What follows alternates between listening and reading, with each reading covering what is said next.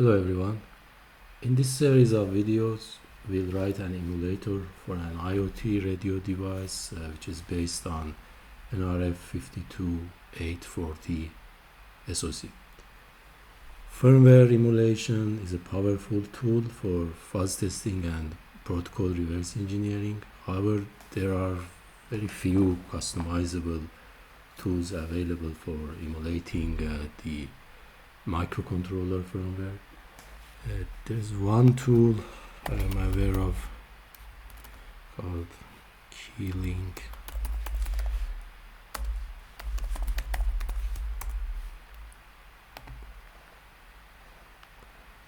So this framework seems to be used by some researchers for emulating IoT device firmware, mainly Linux firmware. So I was not sure about its extendability in terms of emulating bare metal firmware. As such, our goal here is to directly use a unicorn engine for CPU emulation and model a few necessary peripherals like timer, interrupt controller, and radio transceiver. This would help us learn more about ARM Cortex-M architecture in more detail. We can perhaps then try writing the same emulator in Keylink framework and see how it can speed up the process. The device that we are going to emulate is called the Coriandolo radio module. It's built on top of nRF51 SoC, but its firmware is also compatible with nRF52 as well. First, we need to build the firmware binary. The protocol stack and 2 test applications are already available on GitHub. Let's take a look there.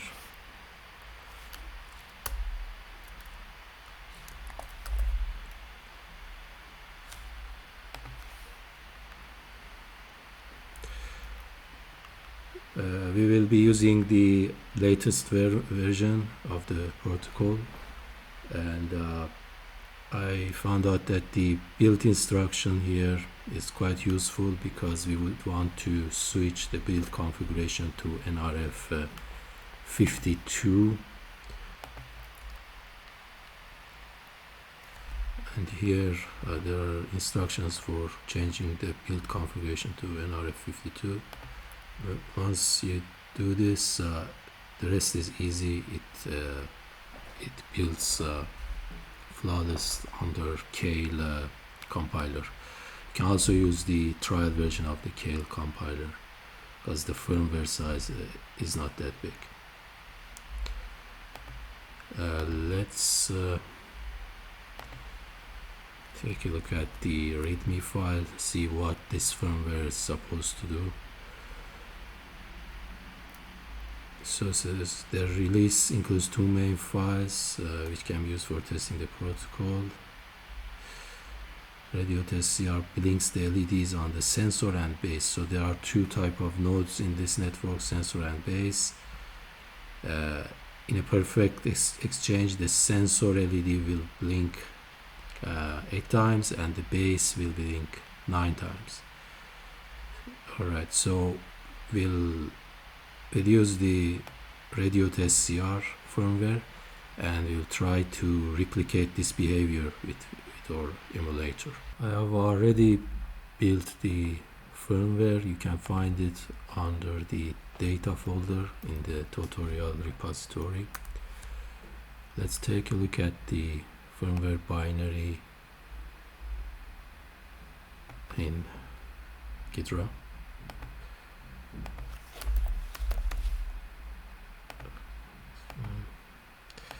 So here I select base address 0. There are ways to find this base address automatically. Maybe I'll post a tutorial on that later. for now we select the correct base address, which is 0 for this firmware.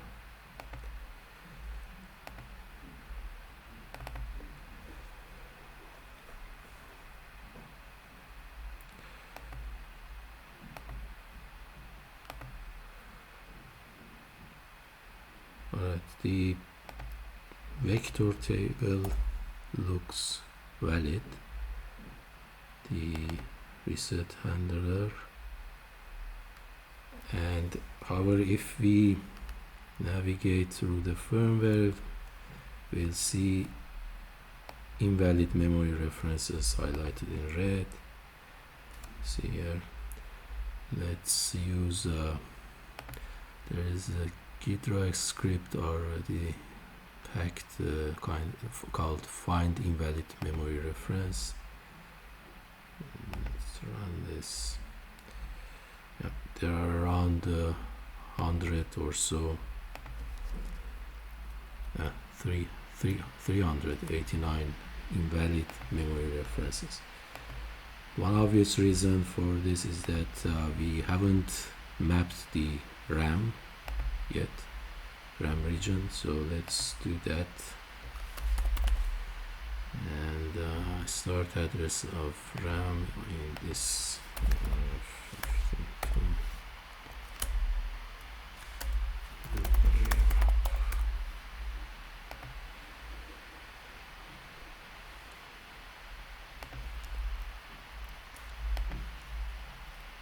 Alright, so we'd use this value as the start address.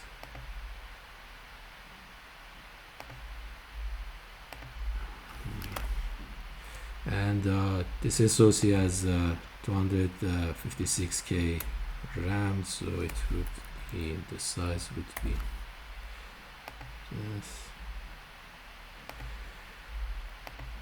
Now let's retry the script. You can see the size is reduced to 148, and the reason for these remaining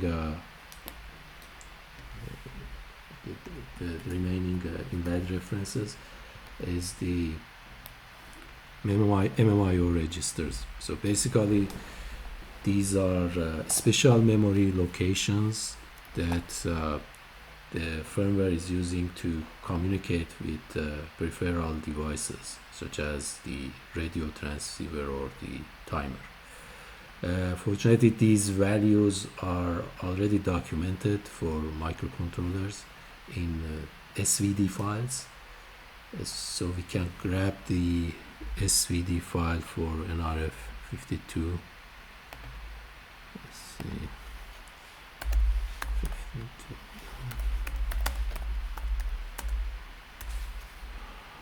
Yeah. Here under the nRF SDK repository, you'll find the SVD file, which is an XML file containing the description of peripherals, their memory blocks, and the definition of each register.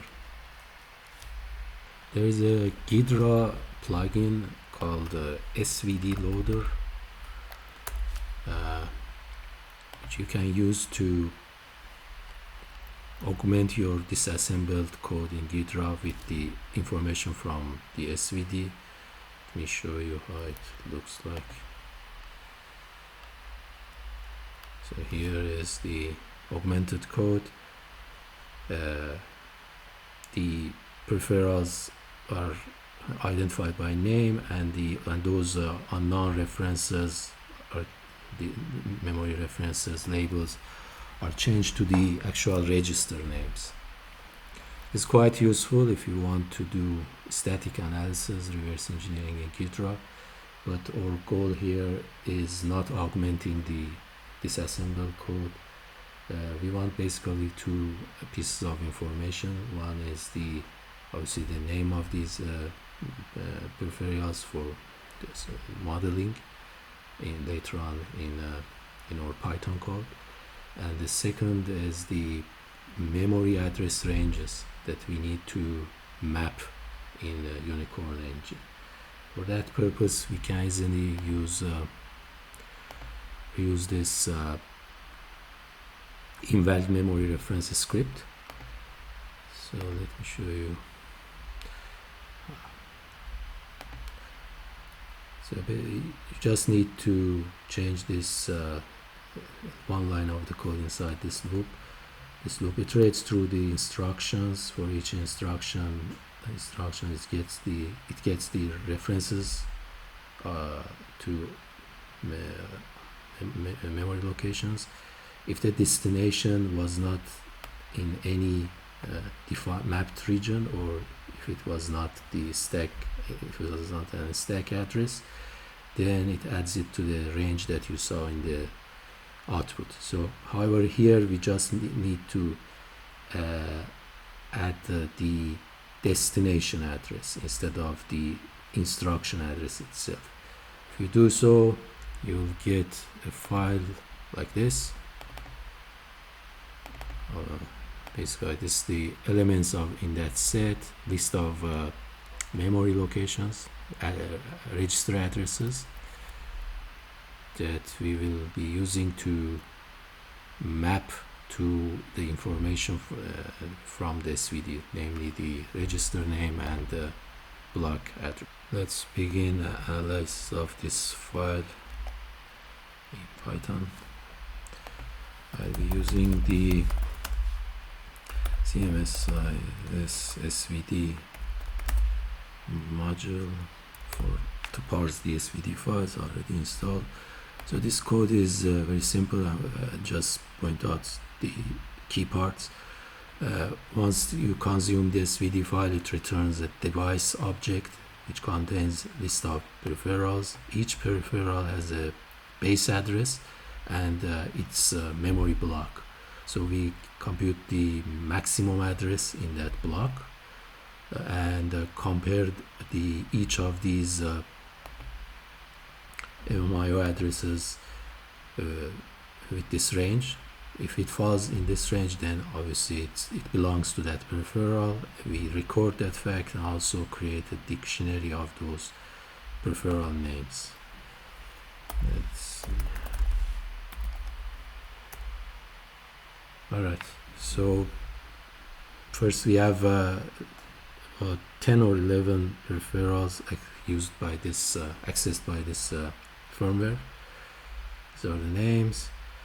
Also, most of the addresses matched to these peripherals.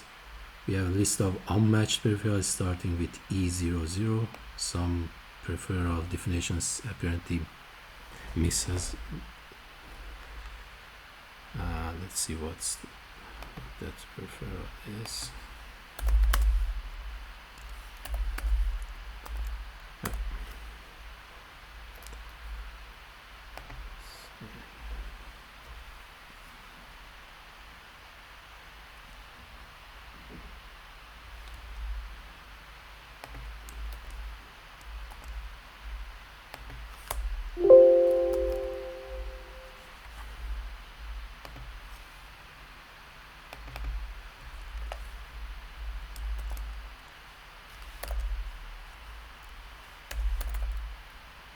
Yep.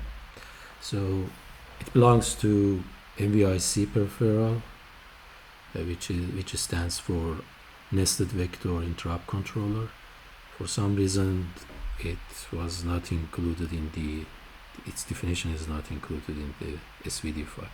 Hopefully, this is not necessarily to run the firmware successfully, but even if it is, we already have the register addresses. We just need to look for the documentation of the NVIC, find out the expected behaviors for these registers and implement those. Now we are ready to start writing the emulator.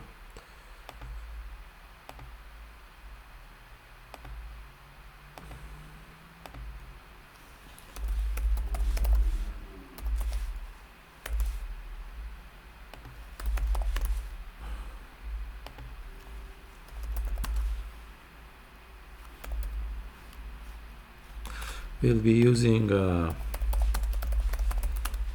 Unicorn engine as a CPU emulator here. Also we need a disassembler, obvious choice to be capstone.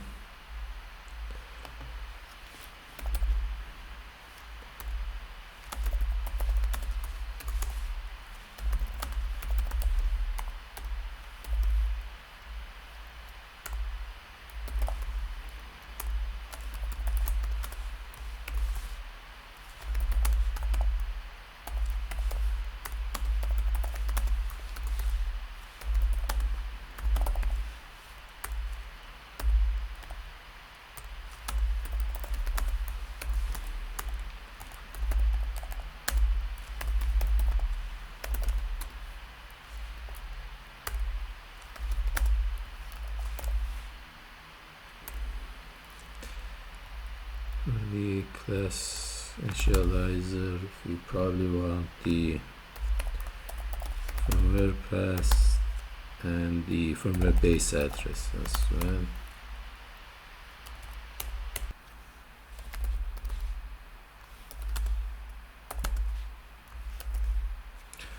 Tell what kind of CPU we want to emulate.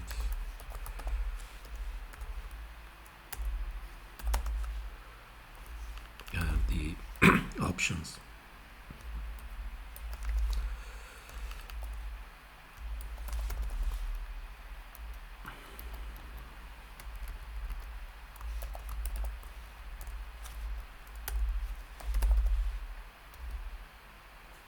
Similarly for capstone.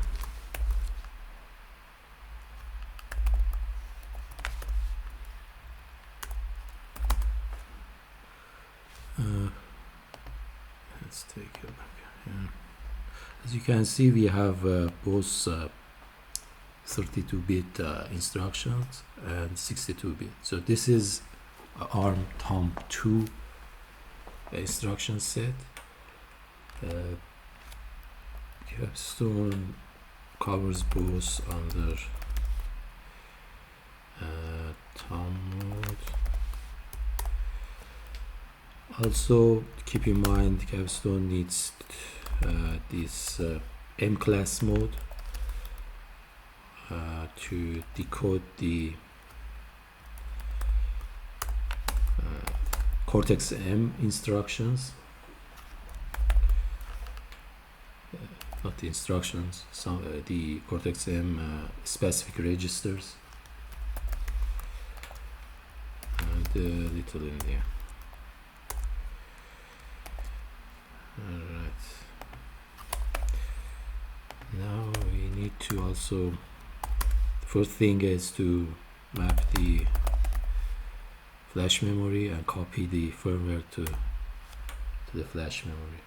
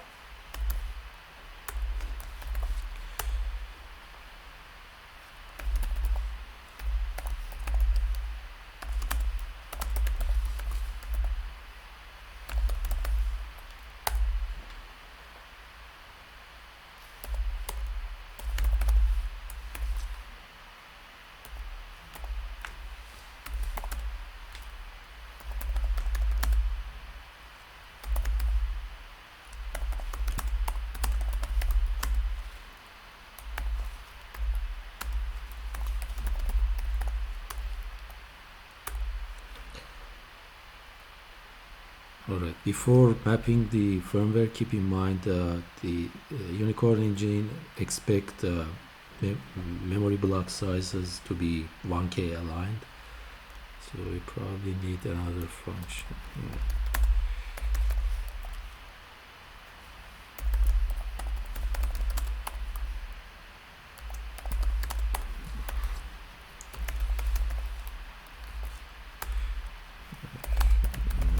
is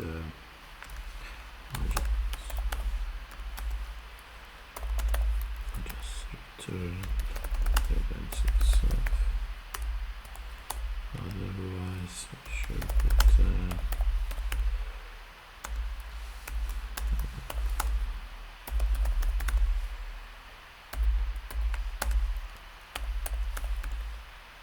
plus 1k.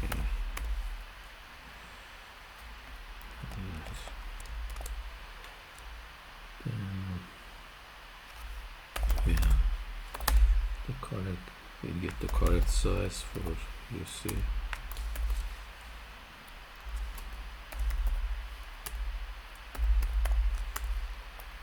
And then finally map the memory.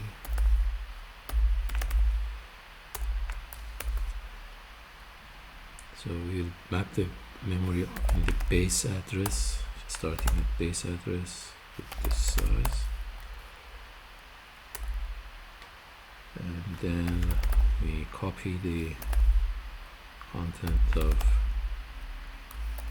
firmware to that block.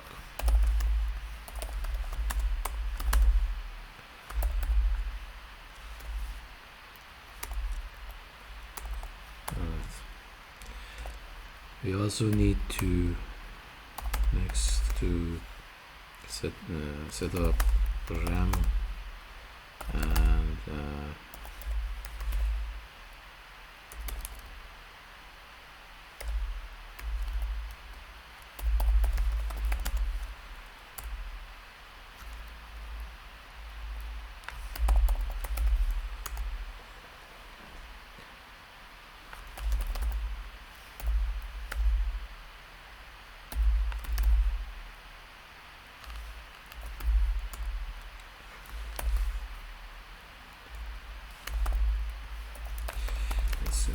start address and RAM size. Let's define these as well.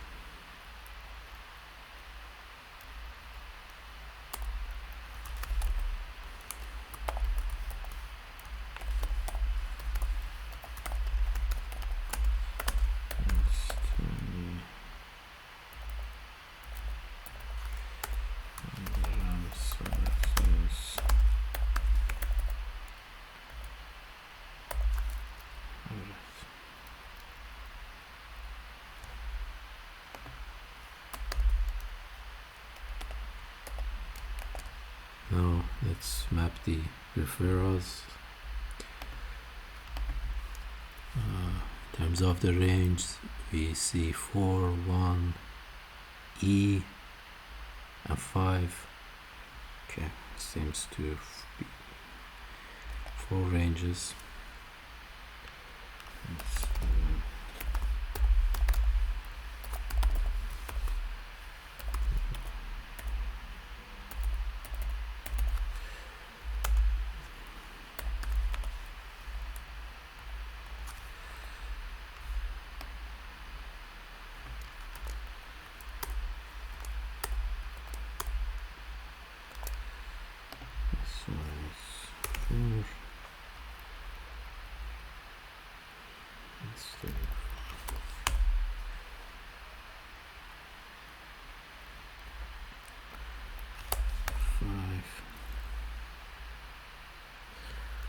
Is shorter,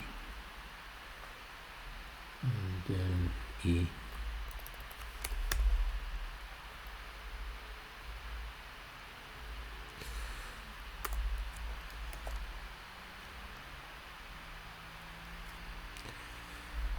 Double check.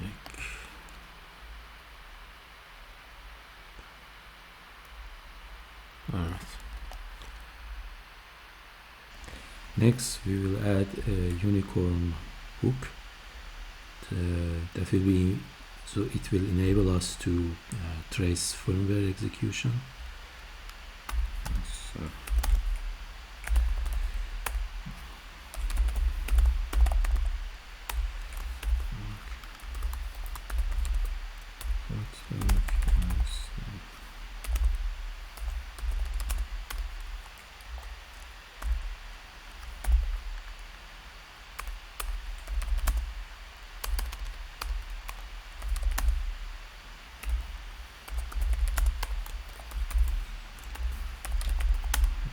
save what you see.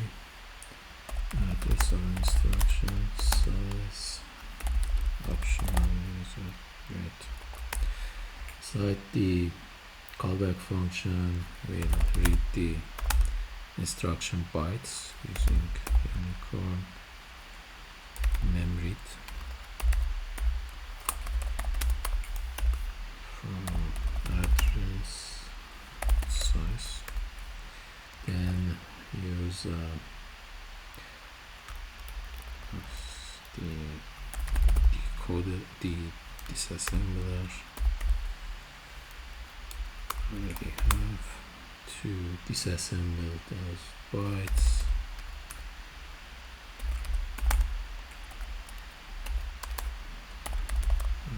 Address and only one instruction. This returns an iterator, so we have to do this and then print the address followed by mnemonic and the parameters. Address and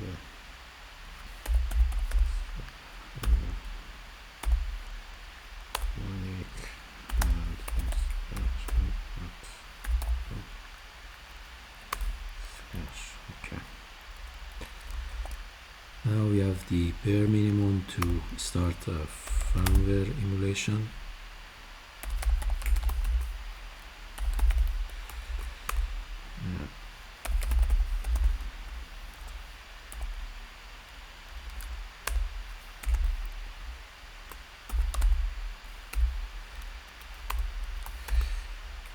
Emu start method requires the begin address and some termination condition.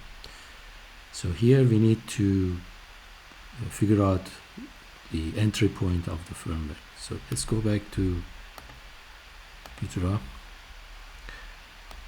and here. So when firmware is loaded inside the Cortex-M architecture, the first thing that the CPU does is locating the vector table structure you see here, grabbing the first 32-bit vector here called stack pointer, then it puts this value inside the MSB master stack pointer.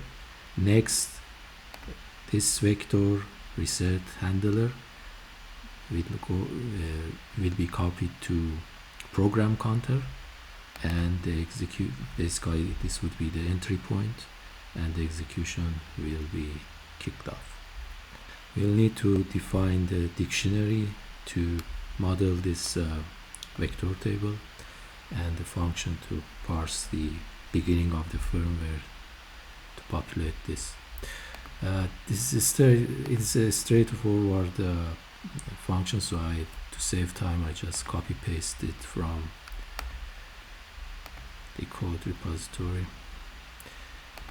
So here is the structure definition.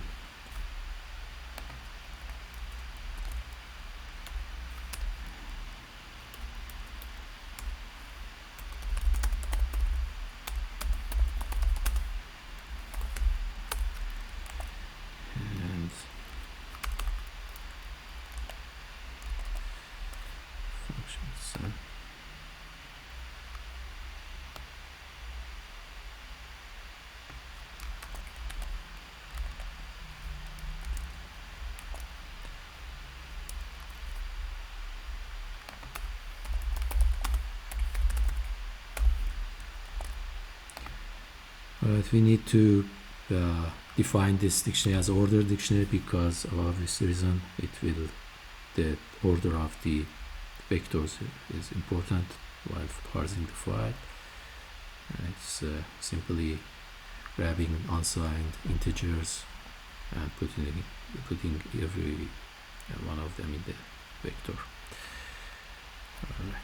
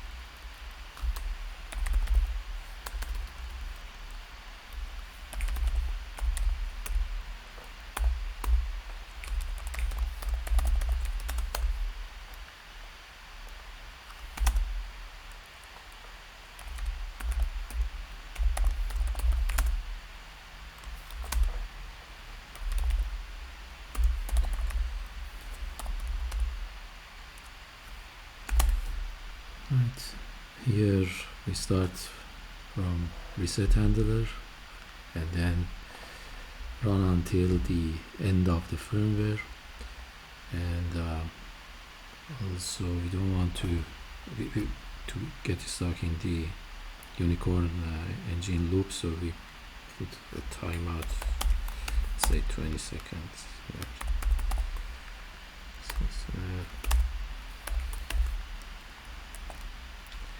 Okay, let's add a main module.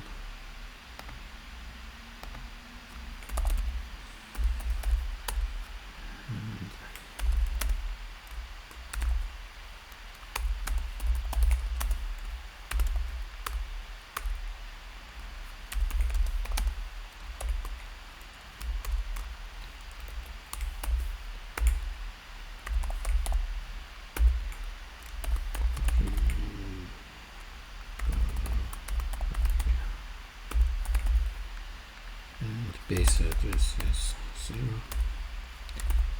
Then start the emulator.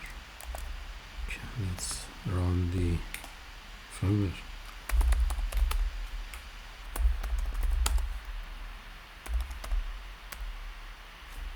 Okay. The vector table seems to be loaded just fine. Let's add that missing member variable.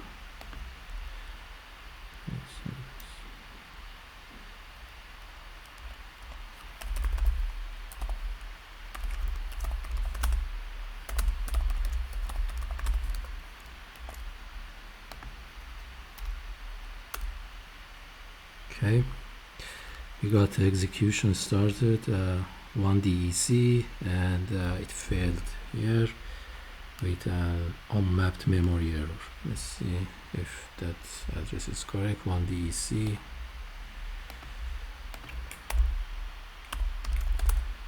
Yes, indeed it works, and we add 1AD0 branches here, and the problem is that I forgot to set the stack pointer. Let's like that as well.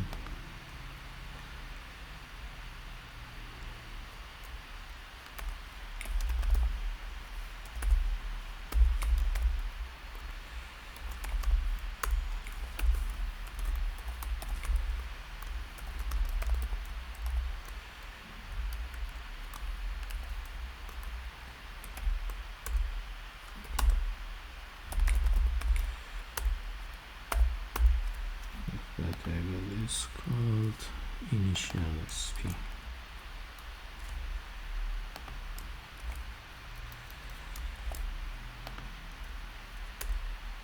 Alright, we fixed that one. We got invalid instruction error from Unicorn engine, and the failing instruction address is 22C2 VMSR.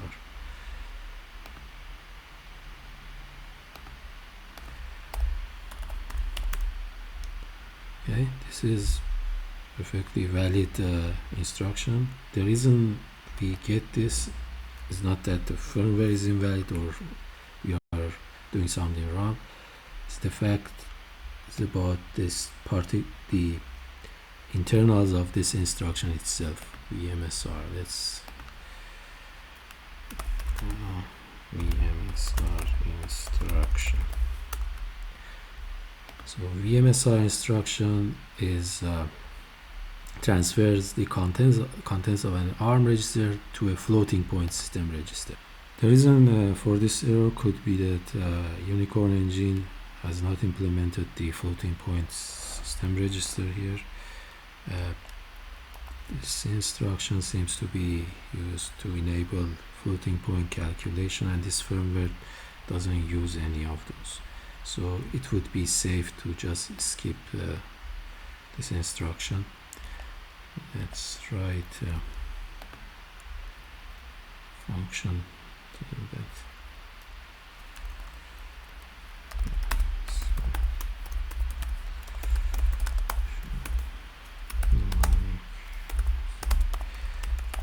instruction address, instruction size, skip.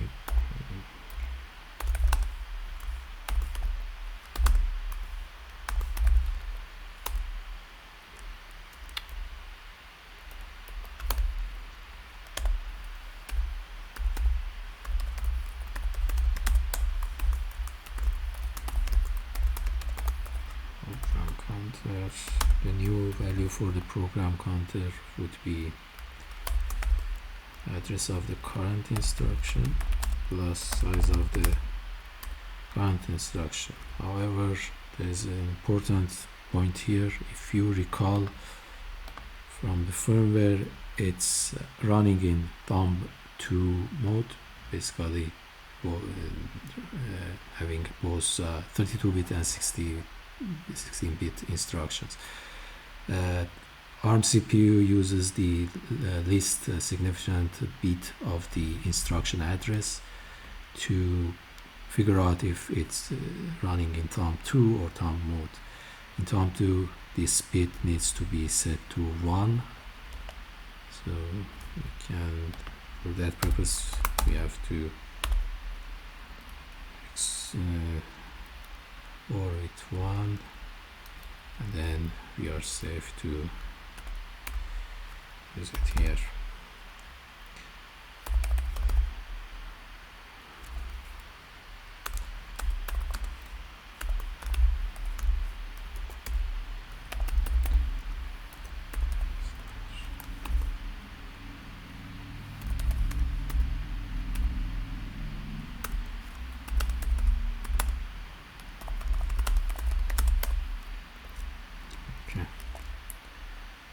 Let's try it. Alright, seems to be working. And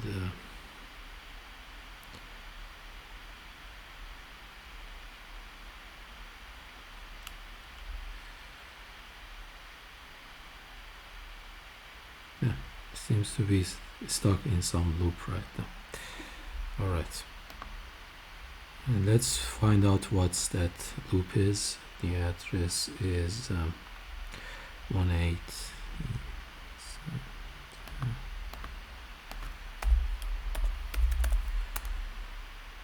Okay, so it's as you can see here from the decompiled pseudocode, it's actually a loop, and it's trying to read an MMIO register and waiting the value to be non-zero.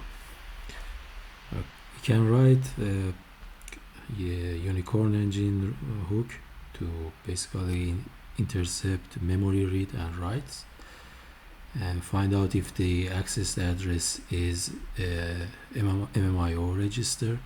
Then using the SVD file, information from the SVD file, map that address to the peripheral and the register name. So this will help us to find out through the dynamic analysis, which of those peripherals we analyzed at the beginning are actually required by the firmware. Let's first load registers from SVD file.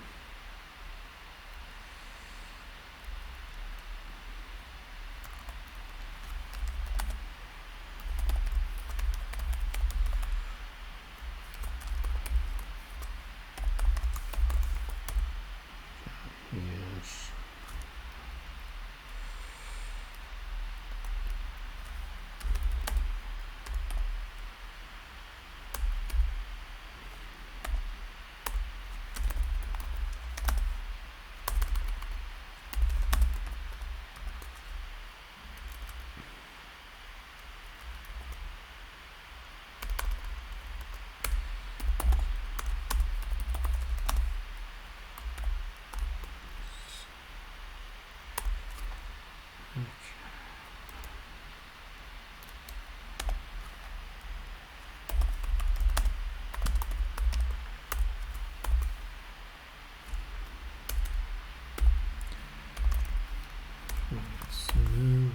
the CD file from the SDK.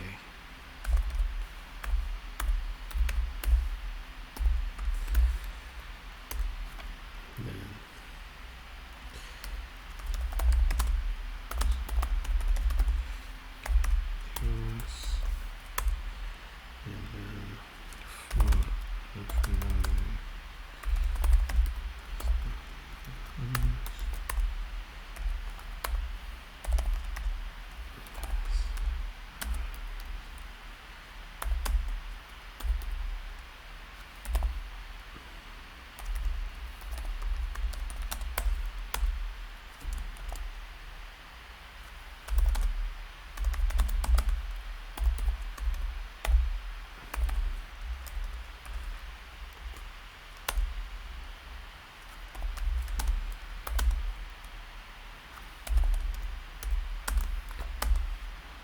register should have an address set, and then let's build a dictionary here. nRF.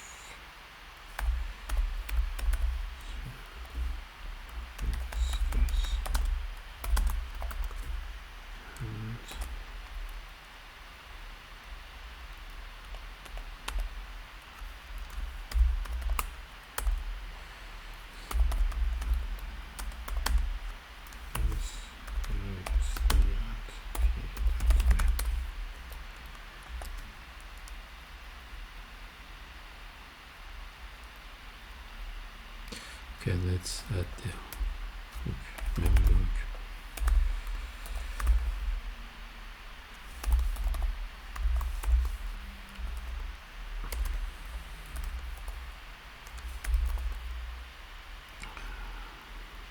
Mem read and write.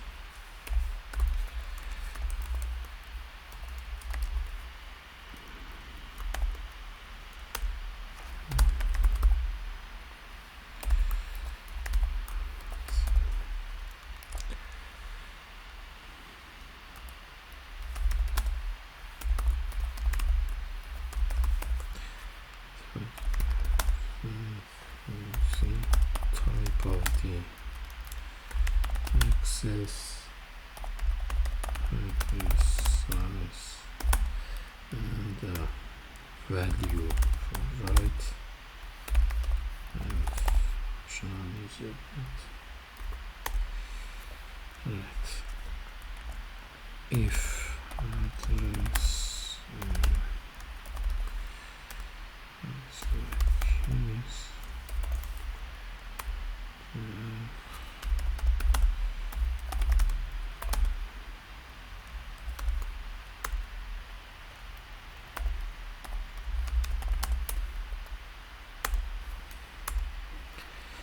the instruction that accesses this location.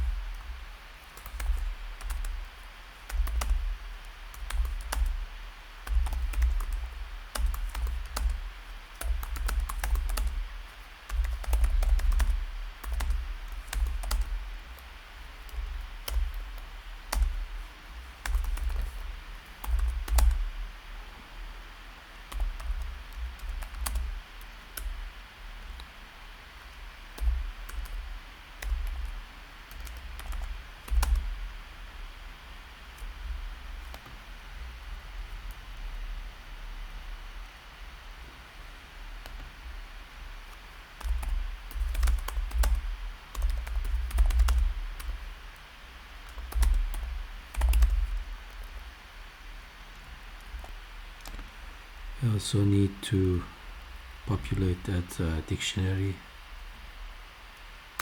Just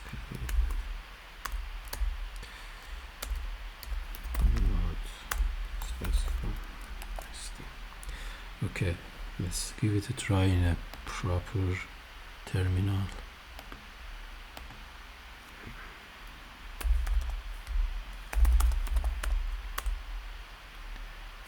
Yeah,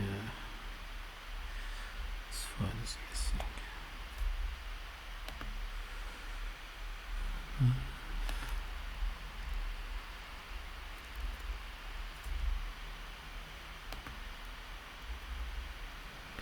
Oh, let's see.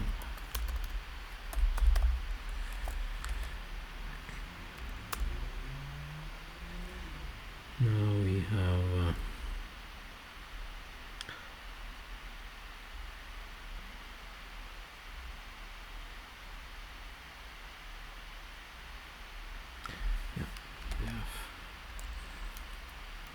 dash first name.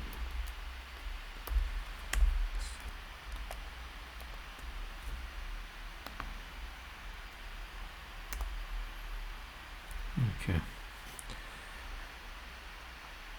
All right, we begin to see some memory access logs,